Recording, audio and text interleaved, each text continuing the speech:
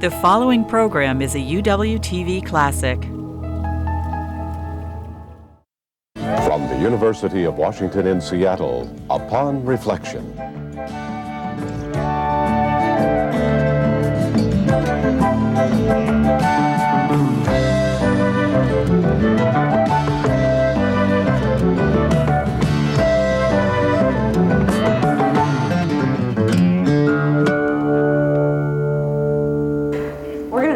By talking about healing and the mind, which is your newest project, and you worked on this for several years. But I wanted to know if you could remember back when you were just starting out on this, to the kinds of ideas and beliefs you had about this subject when you were just starting out, and how those were shaped or changed by the work you did. Well, I had a general awareness 4 years ago when I first began this, that there was a lot going on in this field. In fact, it was a subject I couldn't keep off my radar. Everywhere I turned, I'd see a little item or hear somebody talk about it. I'd be in an airport and someone who recognized me would come up and say, television makes us intimate strangers, so people would come up and ask me for medical advice. Do you think that I should try acupuncture? Or my mother's trying herbs. My own doctor would say to me, Bill, he said, people are coming in here asking for things that have nothing to do with drugs or surgery. What's going on out there? I'd stop at a bookstore, and there'd be one book after another. I knew a lot was going on in this field. Second, I was a very good friend for 30 years of Norman Cousins. Norman Cousins had been a very prominent editor in the 1960s of a magazine called Saturday Review. When I was in the White House, he and I became very good friends, and we used to get together and argue and debate politics, international affairs. Norman became seriously, critically ill with a rare disease from which he recovered only by turning on his own devices to long sessions with the Groucho Marx movies and repeats of Candid Camera. He wrote a best-selling book called The Anatomy of an Illness, in which he told how laughter and joy and purpose and humor had helped bring him back. I read that book and one he wrote after he had a heart attack. When I had members of my own family who had need, Norman advised us on where to go, Menninger's Clinic and places like that. I had a general awareness of the subject, Marcia. I also grew up hearing my next-door neighbor talk about the widow Brown who had died of a broken heart because she'd never been sick until her husband was passed. I'd read the Bible, the book of Proverbs, where it says, a merry heart doeth good like a medicine. So I knew that emotions affected health. What I didn't know, and this is the long-winded answer to your question, which you can edit out the first part of it. What I really didn't know is that science has moved so far and so fast in showing us that there is a ground for the belief that emotions affect health. They are doing incredible research into the properties of molecules and cells, receptors in the body, that are showing what happens physically when we have certain thoughts and share certain emotions. And they are coming to the conclusion scientifically that emotions are the bridge between mind and body, that a process of circuitry in the body produces a signal that goes back to the mind, back to the brain, and is translated as an emotion. The biochemistry of emotions is one of the most exciting fields of research in science today, and what I learned as a journalist has to do with what scientists are beginning to say and believe about this field. How did we get to the point where, as one of the people you interview in this series puts it, we end up with healthcare that considers a better diet or massage, stress reduction as radical, but considers conservatives sawing open the human body and inflating arteries with balloons?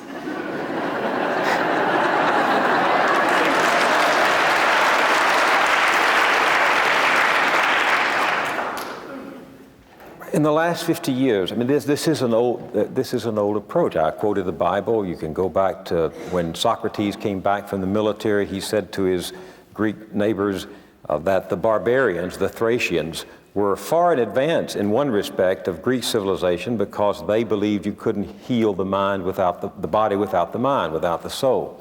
And you come right on through history, and you find Moorish doctors, particularly in the 9th, 10th century, were really experimenting and moving ahead in the field of emotions and health. My old doctor in Marshall, Texas, Sam Tinney, knew this. He used to come in when I had the mumps, and just by taking my hand made me feel better.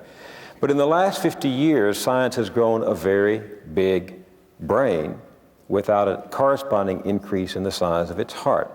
I understand that.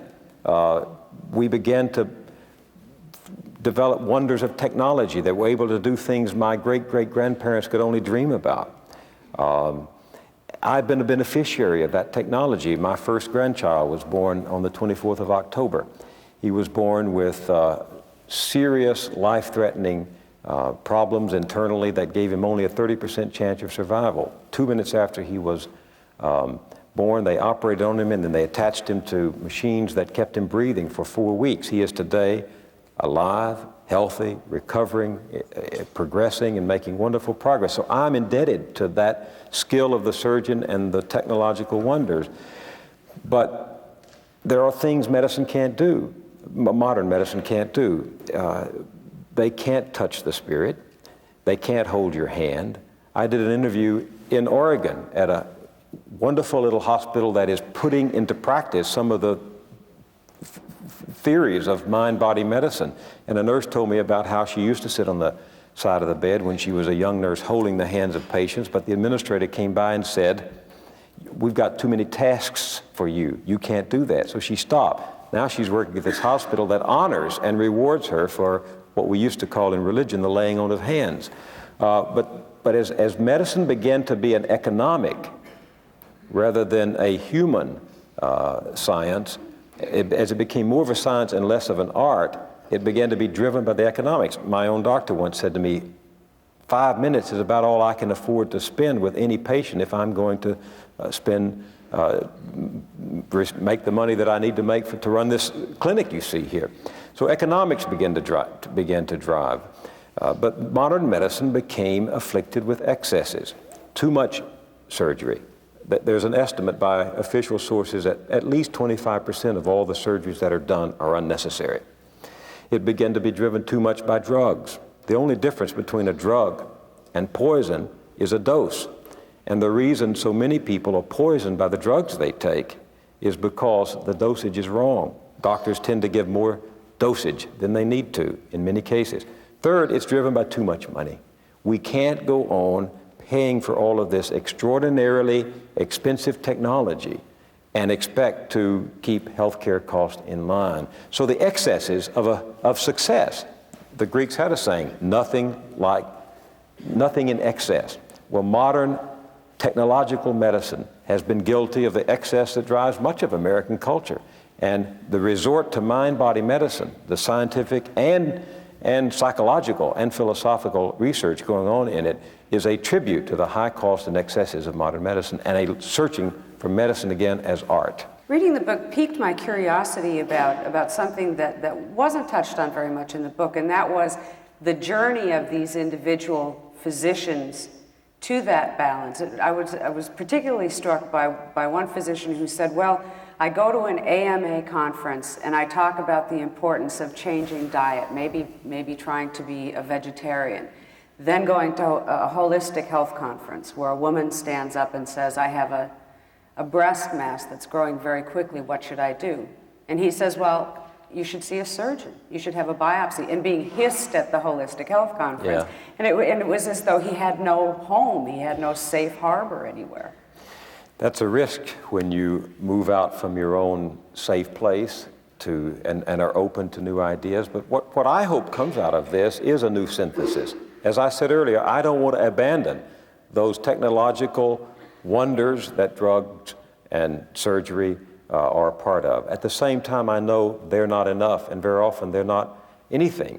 I mean, there's a wonderful story that this very same doctor tells me about when he was in medical school. He got very concerned about the wife of one of his colleagues. She was not functioning well. She seemed just to be not there, and her symptoms were very serious. So they asked her to go with him to see a professor who was also a doctor at the Harvard Medical School and talk to him. They waited outside. She came out in about 30 minutes, and they said, well, what did he say? And she said, He said, I need a new washing machine. And they said, a new washing machine? And she said, yes. She said, he said, I'm working too hard at home. That was the diagnosis, that was the prescription, and she got well. I mean, the point is, a good doctor is a good listener. And when you listen, it's going to take you out into new worlds. So what I see is a synthesis. I mean, the best doctors I saw in China were trained in Western science, in Western medicine, but at the same time, they were reaching back to their own roots in ancient Chinese medicine to make a synthesis of the two. And I thought when I was there of Rudyard Kipling having written, East is East and West is West, and never the twain shall meet, but I think they will meet in medicine, in this amalgamation. The word that came to me as I was reading about these two different looks at health was reconciliation, because there's a kind of hostility that's grown up one toward another. And one of the people you talked with said, well, in this culture, really the only way that these two schools of thought will be reconciled is if it can be shown that these alternative treatments are going to save money. That's an opinion that I don't think is justified. I think people are turning to them for other reasons. By the way, the most interesting development in this field occurred this week, when the New England Journal of Medicine, perhaps the most respected publication in the field, carried a long survey done over all of 1990, which showed that in 1990, over 60 million Americans turned to some form of alternative therapy, whether acupuncture, massage, or meditation, herbs, whatever. That 1 in 3 adults in this country have turned to alternative therapies for serious illness. This is an extent never reported before. They paid about $12.1 billion for these treatments, which compared roughly to about the same amount spent on the primary care from other surgeons. So this is a consumer-driven revolution. It's a grassroots phenomenon that mainstream medicine and mainstream journalists are only now scurrying to catch up with. Not only because it's cheaper, but because if you watch your diet, if you exercise regularly, if you get fresh air, you're going to enjoy the years you do have. One doctor said to me, it isn't enough just to put more years in life. We have to put more life in years. And that's why people are turning to it, because it creates a happier, more whole human being. You touched on another point in the reconciliation, though, and that is it's really a central point in this whole series, and that is the different definition of healing and curing. And there's a wonderful, very moving story that's told in the book about this, about a woman who was dying, who would not be cured, but was healed by having her, in a sense, send messages into the future to her son in the form of cards. Could you tell that story? Sure. There's a study done at Stanford 20 years ago, Stanford Medical School, by a wonderful doctor named David Spiegel. He took 86 women who were suffering from metastatic breast cancer. Once a diagnosis has been made of metastatic breast cancer, a woman doesn't have long to live. And he put at random half of those women into a traditional medical treatment that involved chemotherapy, radiation, and drugs. The other half, he gave the same thing, radiation, chemotherapy, and drugs, but he also asked them once a week for a year to come and join him in a therapy session, the 8 to 12 women at a time in these therapy sessions.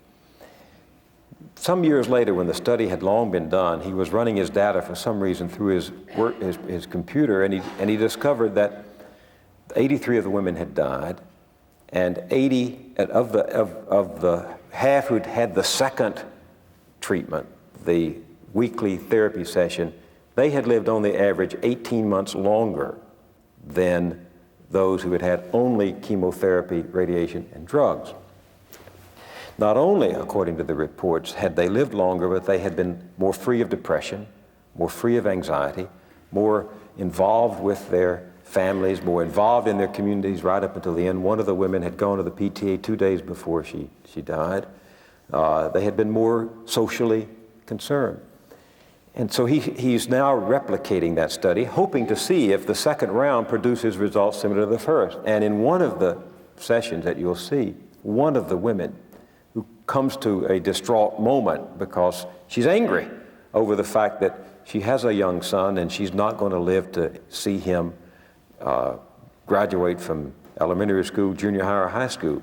So after talking with Dr. Spiegel, she decides to, before her death, to write a letter to him that will be delivered on one letter each birthday through his 18th birthday.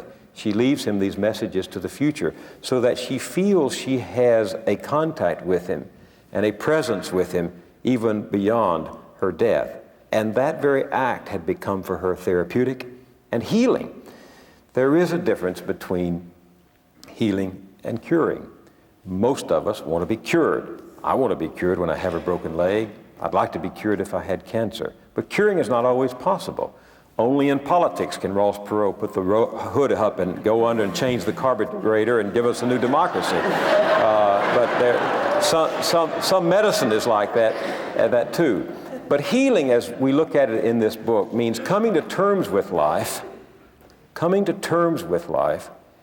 even a life you may be living, and coming to understand that illness, suffering, and even death are part and parcel of the experience of being here. And when that occurs, when a healing happens, a kind of grace arrives, a kind of gift that you don't have if you think the only way that you can deal with your illness is if you can find somebody to cure it. There is a difference between healing and curing that is hard to define, but is there. You once said that television is the constant battle to keep the trivial from marrying the important.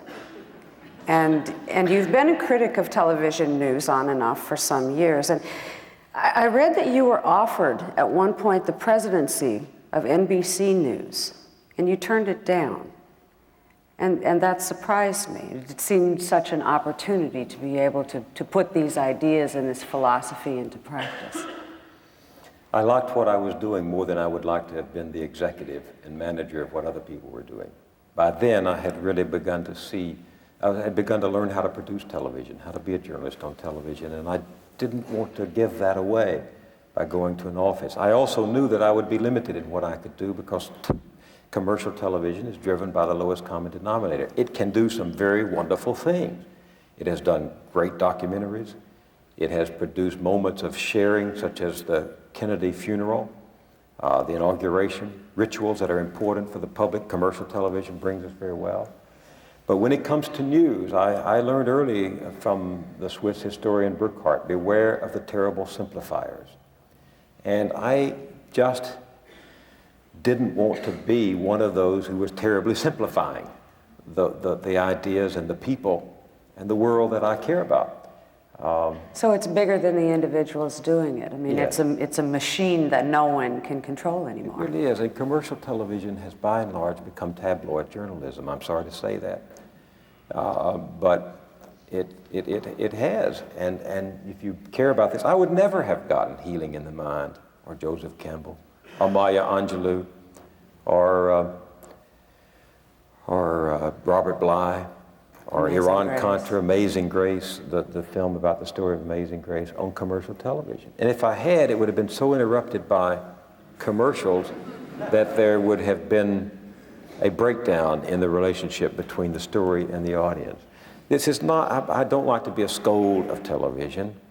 I am, but I don't like to be a scold of television. It just seems to me this incredible medium, which may be one of the most incredible in history, is put to such trivial purposes, to such nonsense, to such trivial as to, you know, I had the TV on the other day at 4 o'clock in the afternoon when I was packing, and there was one of the talk shows on devoted to why men like to have sex dressed up as babies. This is your next series, Bill.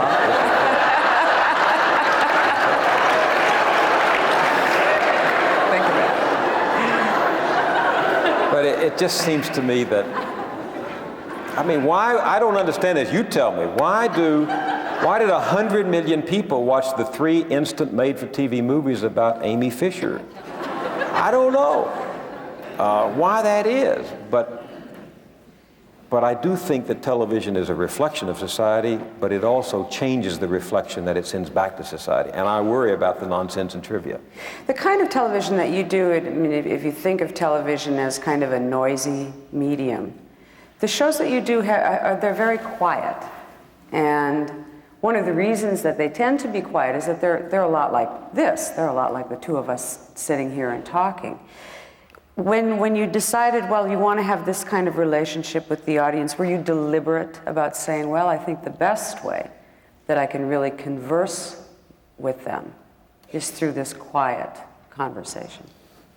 That wasn't a deliberate choice, that's just the way I am. I am a Southerner, and I'm soft-spoken, and I'm a quiet man. But I also think that there is nothing more powerful and penetrating than another human being's face. When I proposed to Judith Davidson, when she was 18 years old, it wasn't with any production values. I was looking into her eyes. When my father and I really connected, it was face to face. The most wonderful things happen when you are looking at another person's face. And if a mind has something to say, the eyes are the best graphics, and the lips are the best microphone, and the shoulders and the hands are the best assistants of communication that I know of. And I just, nothing can ever take the place of people talking. I love you, I don't love you, I need you, I feel angry. 7 years ago, we hold these truths to be self-evident. I mean, that doesn't need a lot of razzmatazz. It's human communication. And something's happening in television that is the same, it has an analogy in medicine. The more technologically driven medicine is, the more medicine we have, the more we seem to be unhappy with it. The more television we have, the more it's driven by constant images, the less happy and satisfied we seem to be by it. So, I mean, this is just old-fashioned, the oral tradition. Joseph Campbell made it clear that long before people could write or draw pictures, they sat and communicated with each other.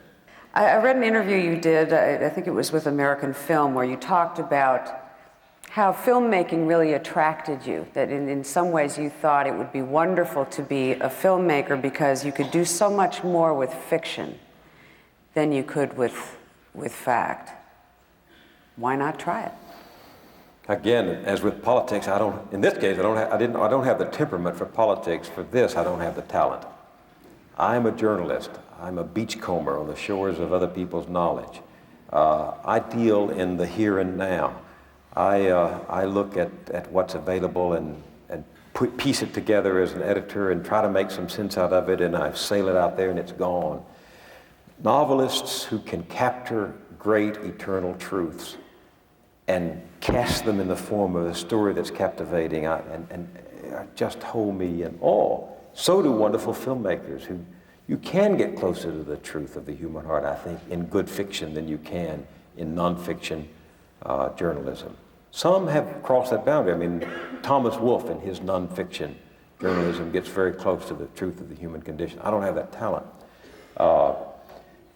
So I wouldn't know how to begin to make a movie. But what I meant by that was really that fiction can do better with getting at emotions than emotions can often expressed in public.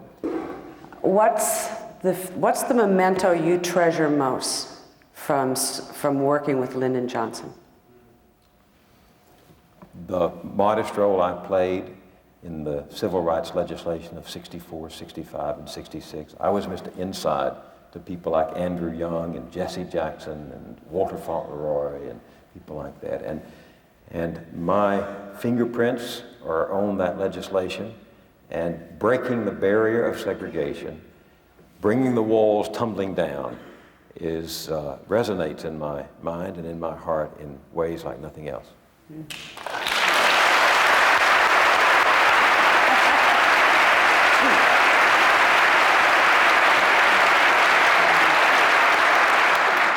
Who is the person you would have liked to interview most that you'll never have the chance to? Winston Churchill.